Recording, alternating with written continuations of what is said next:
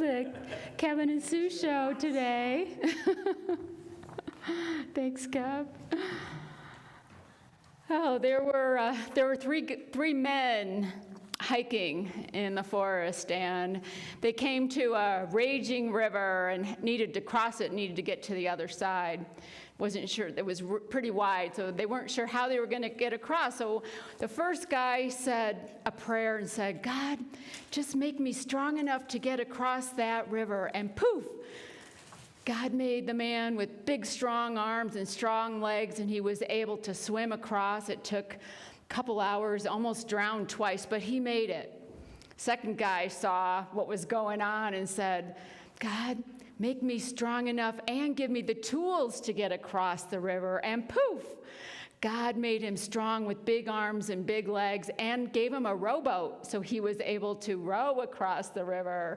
He almost capsized once, but he got across. It took him an hour, but he made it. Well, the third man, seeing both of these two guys struggle, said a different prayer. God, make me strong enough and give me the tools and make me intelligent enough to get across the river. And poof, God made him into a woman.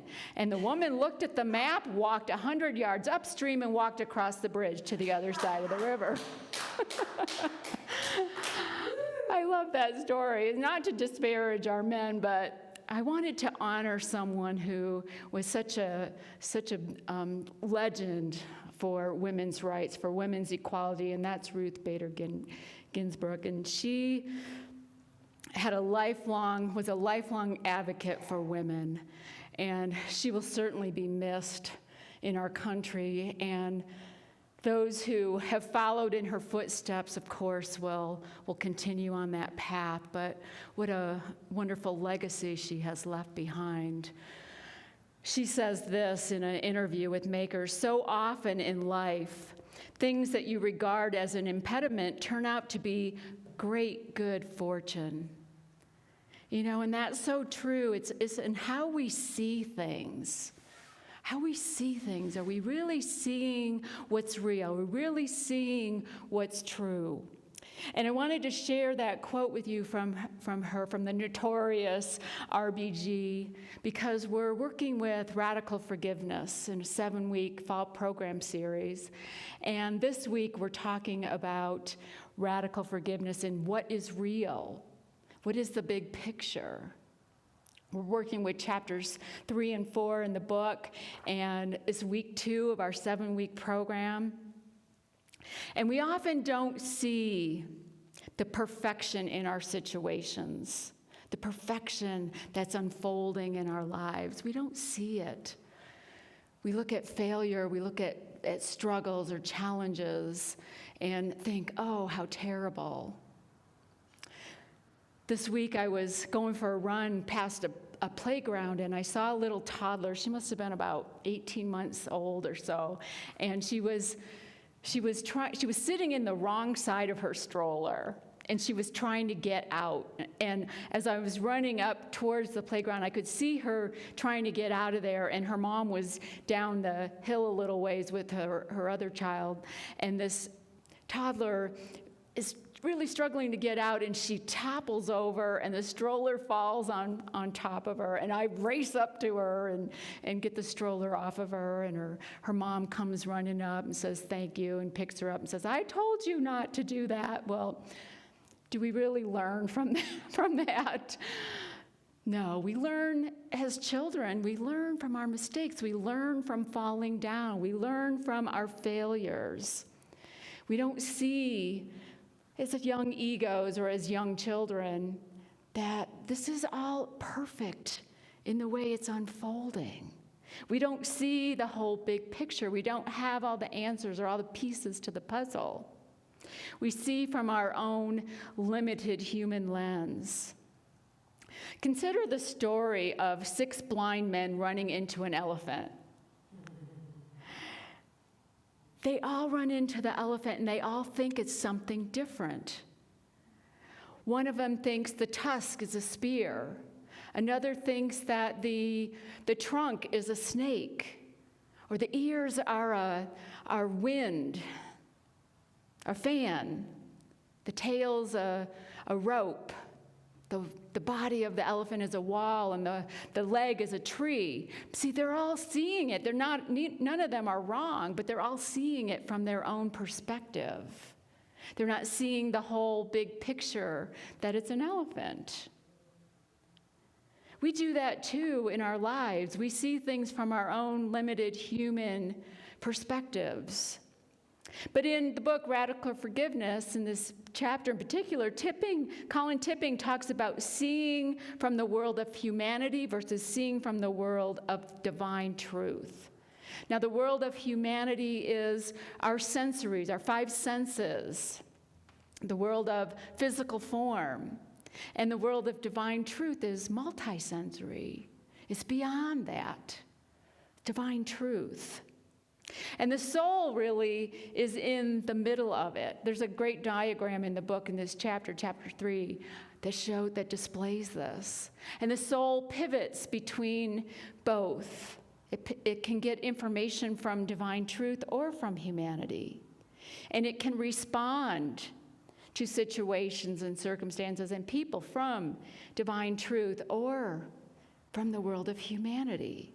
It depends on where we're at. Where's our vibrational frequency? We actually live in both worlds at the same time, and each requires a different lens. And each has a different type of forgiveness.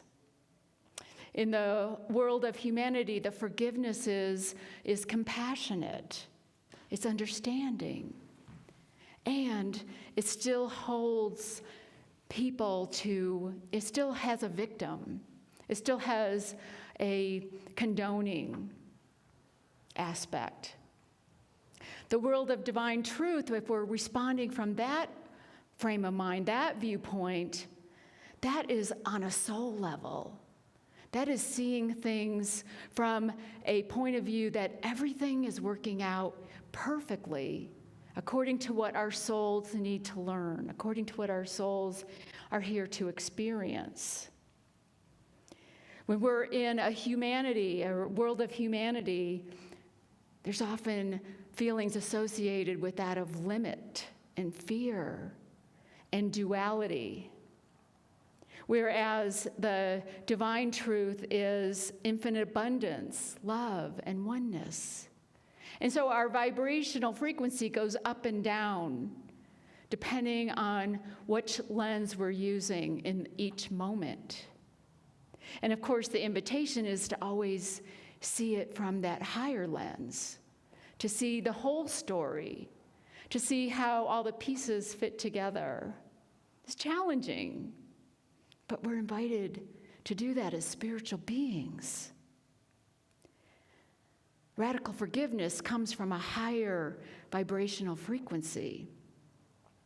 Colin Tipping says this on page 47, beneath the apparent circumstances of every situation exists a wholly different reality, a different world altogether, a world that we are not privy to except for the occasional glimpse. Do you see how that kind of world, seeing that kind of world, can be a different kind of forgiveness because there's not really an offense committed. We're just seeing the perfection in everything. And that's the premise of radical forgiveness. That as difficult and challenging as life can be from a human level, from a physical level, from a soul level, it's perfect. We are learning what we need to learn, either through whatever means that we need to learn it, that our souls need to learn it. And what if that's true? You may not agree with that premise, but what if it's true? What if that's real? A few years ago, we worked with the book called Eye of the Storm by Gary Simmons, and in it he said,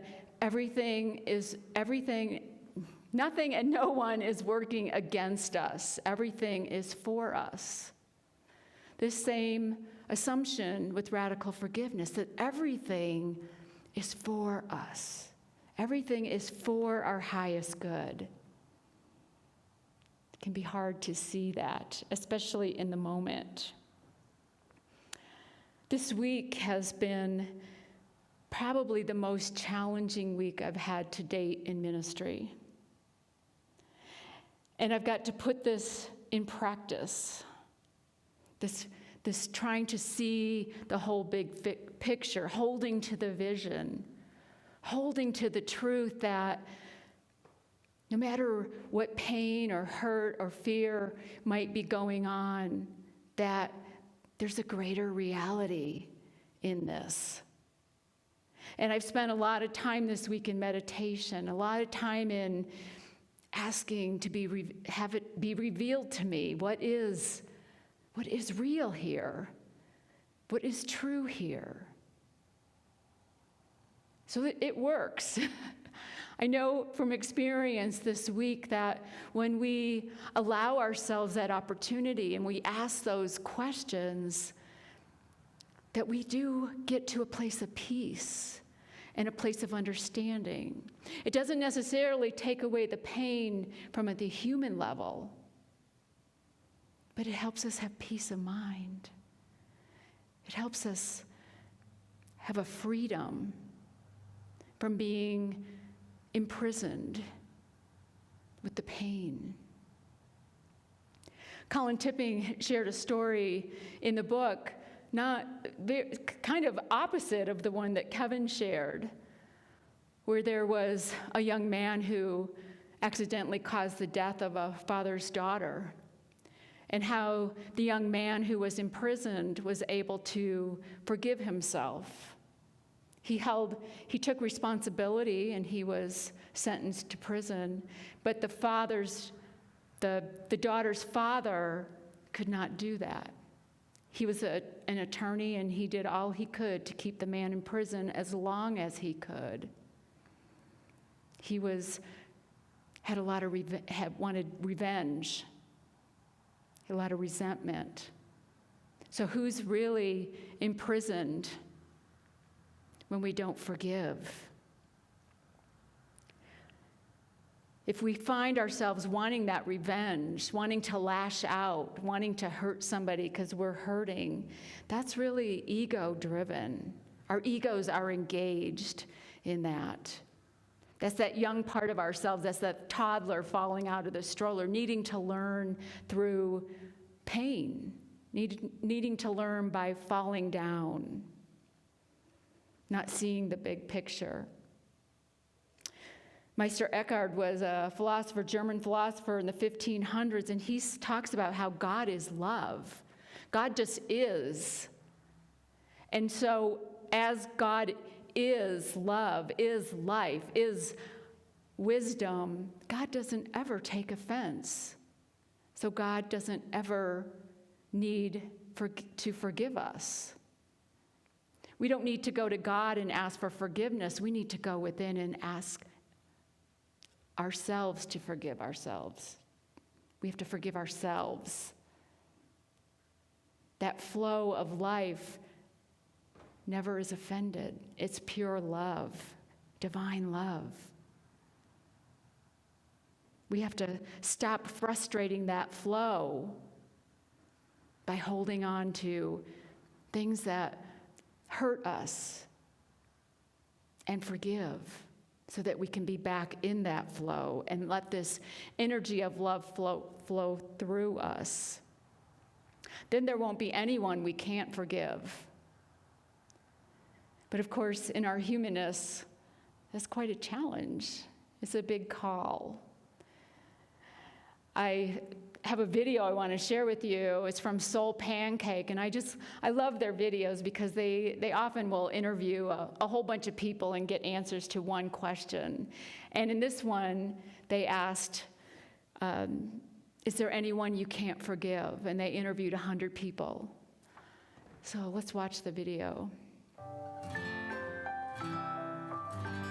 Is there anyone in your life that you haven't forgiven? Anyone I haven't forgiven? I would like to say no, but that's not an honest answer. Yes. I mean, there's people that I would prefer to not see. No.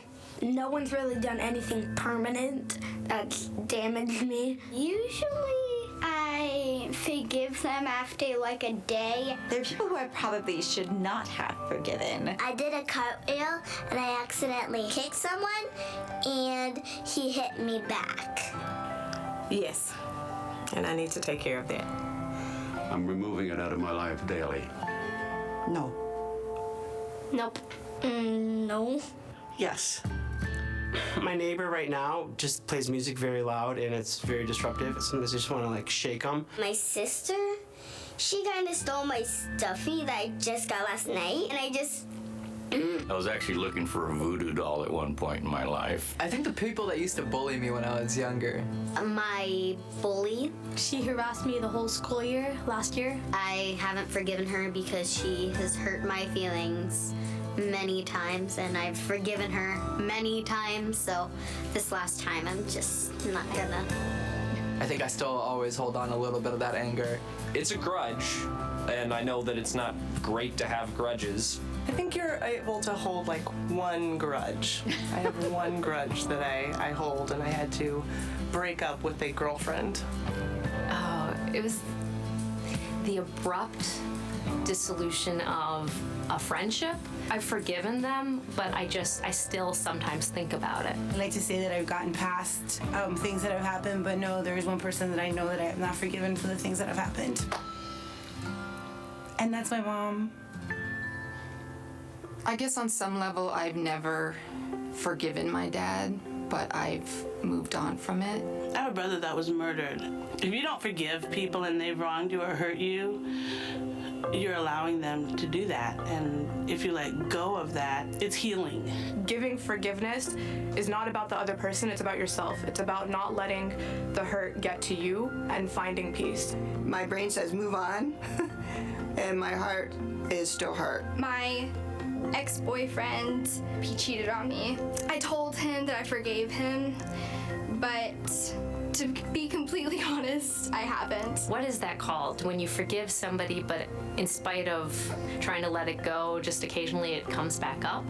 Is that just called being a faulted human being? It's hard for me. I can get rid of the anger, but it's hard to get rid of the memory.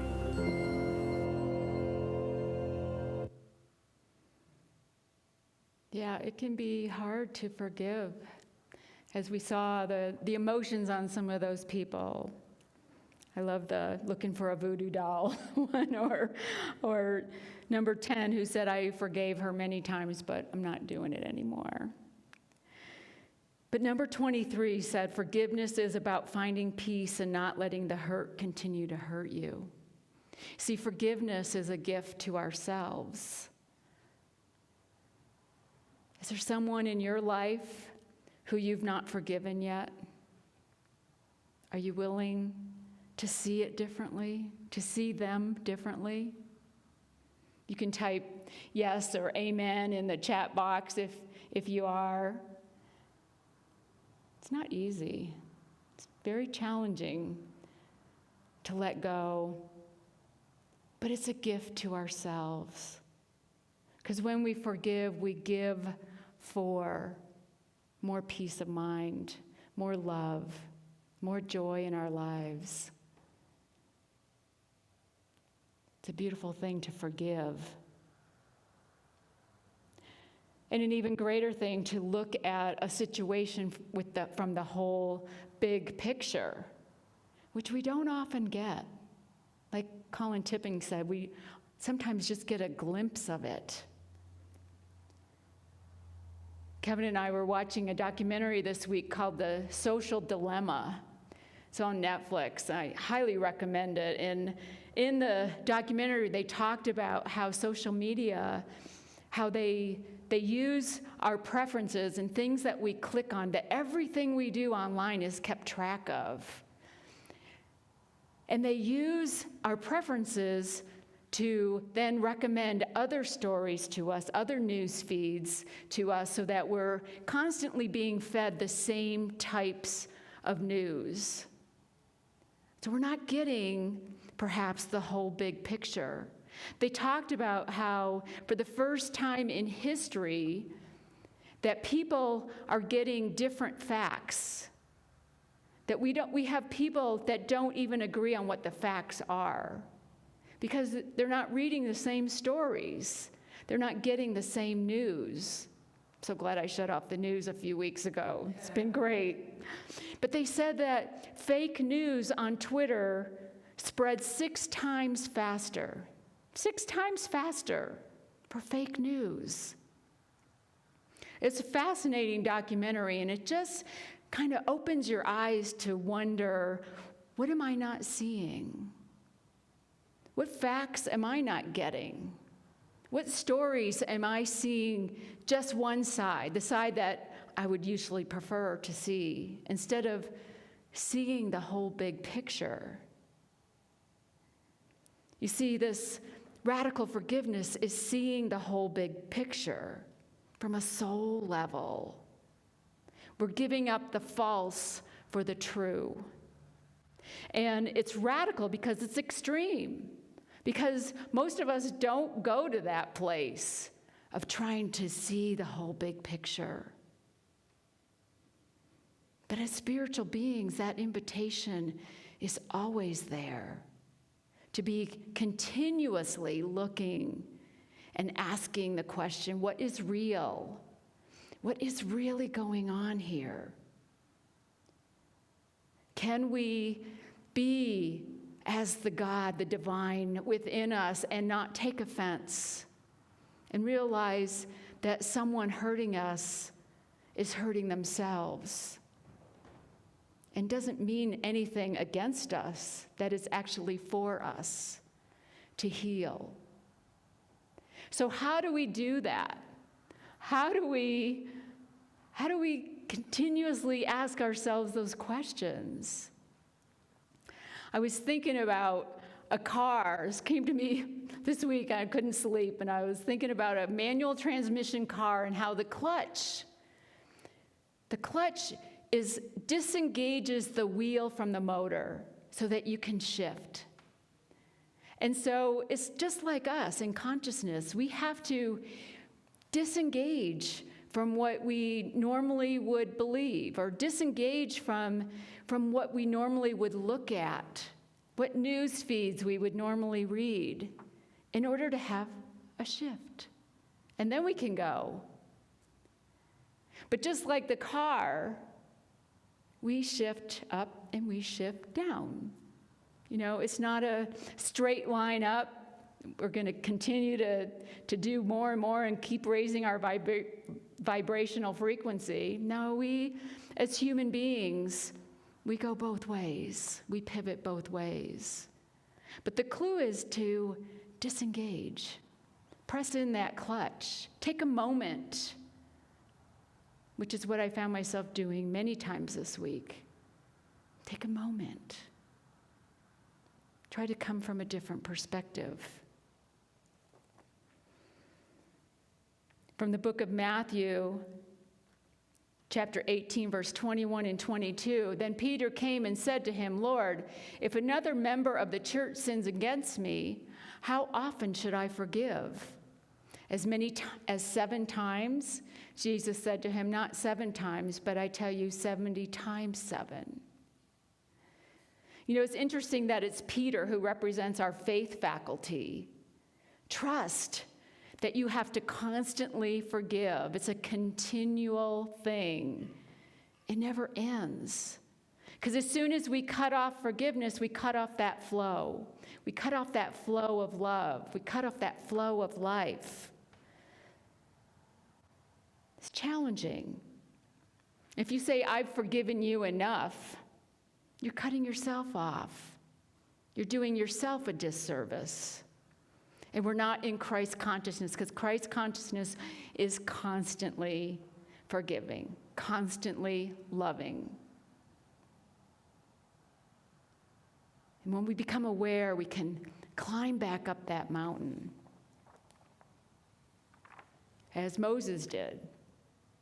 In the book of Exodus, Moses, you know the story of the 10 Commandments, that the Israelites were wandering around in the wilderness for 40 years, meaning 40 meaning as long as it takes for completion, for spiritual fulfillment.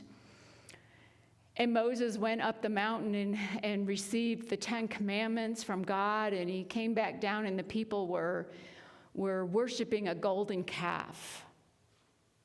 Well, the people represent our thoughts, and they're not always patient.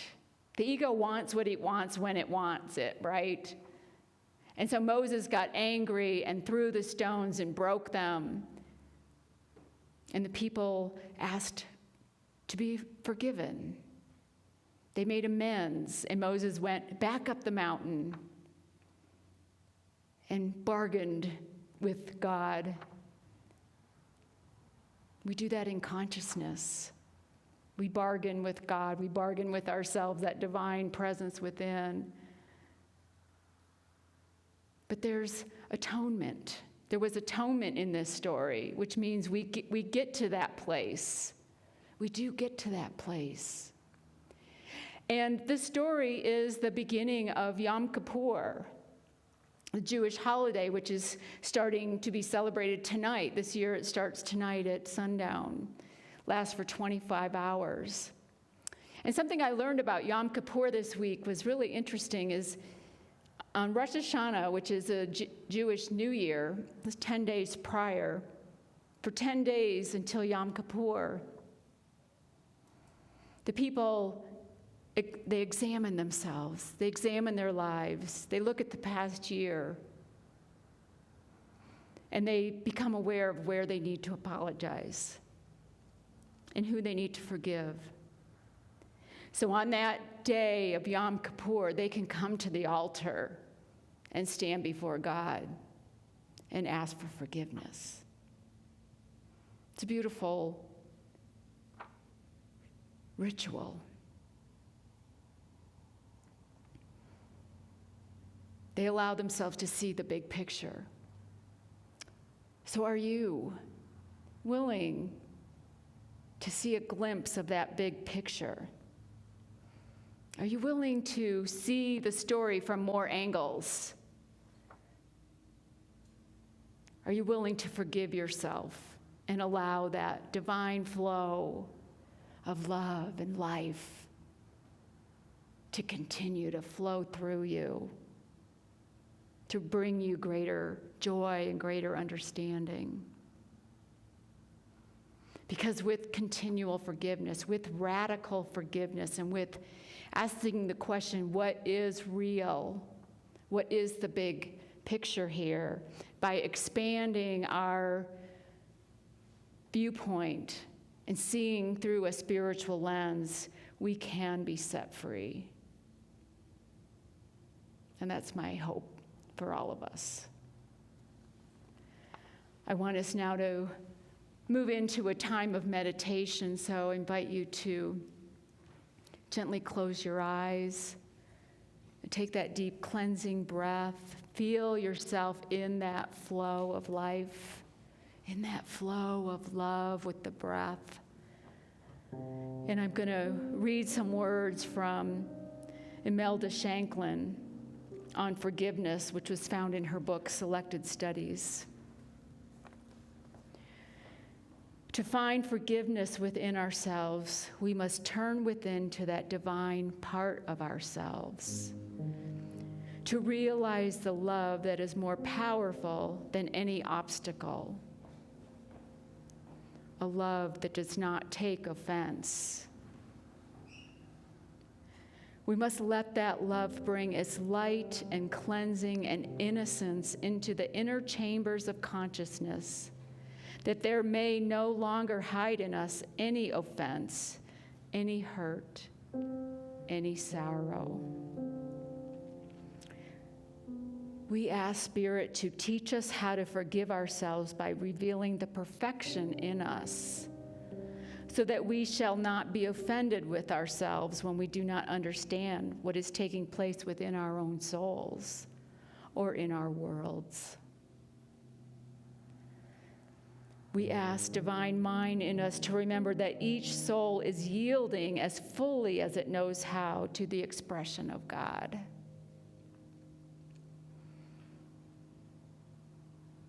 Let us pray God's love to be patient in us. If things seem not wise or right, let us pray God's wisdom to prompt us to feel that Spirit is working everywhere to radiate light and love on this planet. And now hold these words within your hearts. All that has offended me, I forgive. Whatever has made me bitter, unhappy, or restless, I forgive. I forgive everything that I have remembered as offense. I forgive everything which, not remembering, may have been offensive to me. I let it go. I choose to see with divine eyes, with perfect vision through a spiritual lens. And hold those words in the stillness for a moment.